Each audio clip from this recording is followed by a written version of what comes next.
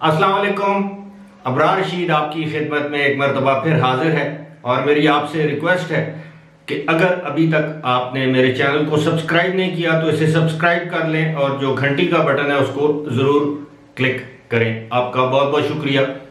بہت سے لوگوں نے کامنٹ باکس میں اور ای میل میں سوال کیے ہیں کہ یہ جو آؤٹ آف کنٹری جو ویزا جاری ہونا شروع ہوا ہے جسے آپ ورک یا امپلائمنٹ پرمٹ کہتے ہیں، اس میں اسکیل 1 اسکیل 2 اسکیل 3 یہ ہے کیا؟ اب اس حوالے سے جب میں نے یو اے ای کی ministry of human resources and emiratization جس کو MOHRE کہتے ہیں، جب ان سے رابطہ کیا ای میل کے ذریعے تو اس کا جو مجھے جواب آیا وہ بلکہ ایک میرے ویور ہیں انہوں نے بھی ایک اسکرین شاٹ بھی مجھے بھیجا ہے. اس میں یہ بتایا گیا ہے کہ جی اس وقت یہ جو اسکیل 1 2 اور 3 اس حوالے سے تسہیل کے آفس سے یا دفتر سے رابطہ کیا جائے. جو مجھے جواب آیا اس میں یہ لکھا ہے، تھوڑا سا تفصیلی جواب ہے، اس میں یہ لکھا ہے کہ پہلے ایسے ہوتا تھا کہ آپ کو پتا ہے کہ اسکیل 1 سے لے کے میرا خیال ہے 6 تک ہے، 3 تک جو ہے وہ 1 2 3 یہ وہاں کے جو ورک پرمٹ کی جو کیٹیگریز ہیں اس میں یہ ہے کہ پہلے اٹیسٹیشن نہیں ہوتی تھی، یعنی اس کی تصدیق نہیں ہوتی تھی آپ کے کاغذات کی. اب وہ جو آپ اپنے تعلیمی اسناد ایجوکیشنل جو کوالیفیکیشن کے جو سرٹیفکیٹس ہیں یا آپ کے تجربے کے کوئی ڈپلومہ ہے، میٹرک کیا ہے، FA کیا ہے، BA کیا ہے، آپ کے پاس کوئی ٹیکنیکل ایجوکیشن کا ڈپلومہ ہے، ڈگری ہے، تو اس کے لیے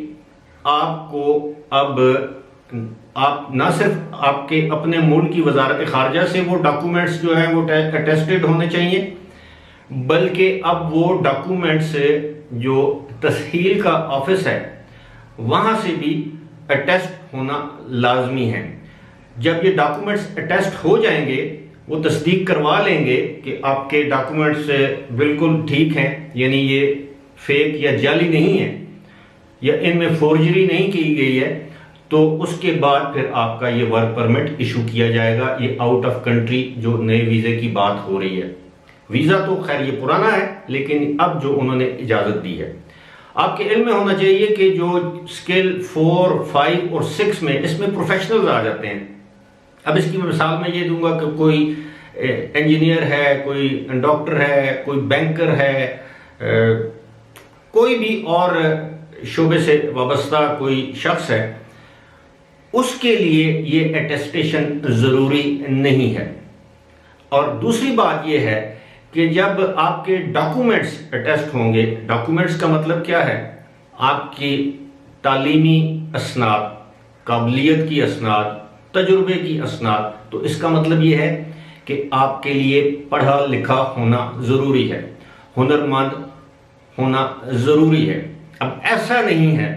کہ بالکل ہی ان پڑھ، ناخواندہ، ان ایجوکیٹڈ آدمی کو ویزا مل سکے گا. جس طرح ماضی کی ویڈیوز میں ذکر کرتا رہا ہوں کہ ایک وقت آئے گا کہ وہاں پر اسکلڈ لوگوں کی تو ڈیمانڈ ہوگی. اسکلڈ لوگوں کی تو ساری دنیا میں ہمیشہ سے ڈیمانڈ رہی ہے اور رہے گی، لیکن جو انسکلڈ لوگ ہیں، غیر ہنرمند جو لوگ ہیں، ان کی ڈیمانڈ کم ہو جائے گی. اسی طرح جو غیر تعلیم یافتہ لوگ ہیں ان کی ڈیمانڈ بھی ختم ہو جائے گی.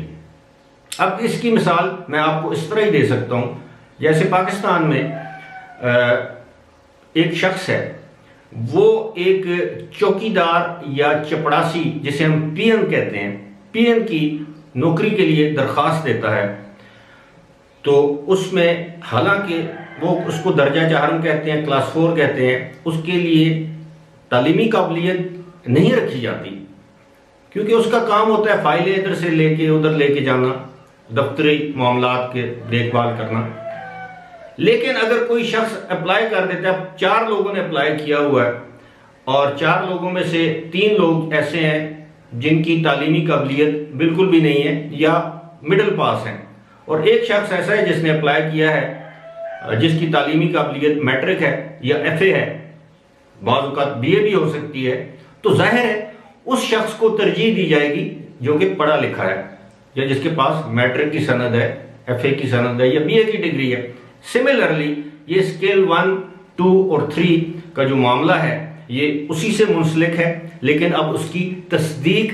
لازمی قرار دے دی گئی ہے۔ پہلے یہ 3 کیٹیگریز یعنی 1، 2 اور 3 کے لیے تصدیق ضروری نہیں تھی۔ اب ایسا کیوں کیا گیا ہے؟ یہ صرف پاکستانیوں کے لیے نہیں کیا گیا، یہ میں آپ کو بتا سکتا ہوں بڑے وثوق کے ساتھ، یہ تمام نیشنلٹیز کے لوگوں کے لیے ایسا کیا گیا ہے، اور اس کے پیچھے ایک ہی منطق ہے کہ وہ لوگ جو اس سے پہلے اپنے تجربے کے جعلی سرٹیفکیٹ یا اسناد دے دیتے تھے، اس پر نوکری کر لیتے تھے، اپنی تعلیمی قابلیت کی جو جعلی اسناد ہیں جو مختلف ممالک میں عام مل جاتی ہیں پیسے دے کے، اس پر وہ نوکری کر لیتے تھے۔ یہاں تک کہ پاکستان میں بھی ہوتا ہے، اگر آپ کو یاد ہو تو گزشتہ سال ہمارے وزیر صاحب جو ہوا بازی کے وزیر ہیں، انہوں نے کہا تھا جی کہ بہت سے پائلٹ ایسے ہیں پی آئی اے کے بھی اور دیگر ایئر لائنز کے جن کی اسناد مشکوک ہیں، یہ جعلی ہیں، اور اس کے بعد ایک واویلا مچ گیا، پوری دنیا نے پاکستان کے جو ایئر لائن ہے پی آئی اے اس کی آمد پر پابندی لگا دی کہ جی ان کے پائلٹ جو ہیں وہ تو زندگیوں سے کھیل رہے ہیں۔ تو اسی صورتحال کو سامنے رکھتے ہوئے وہاں کی گورنمنٹ نے یہ فیصلہ کیا ہے۔ اب دیکھتے ہیں اس کا نتیجہ کیا نکلتا ہے۔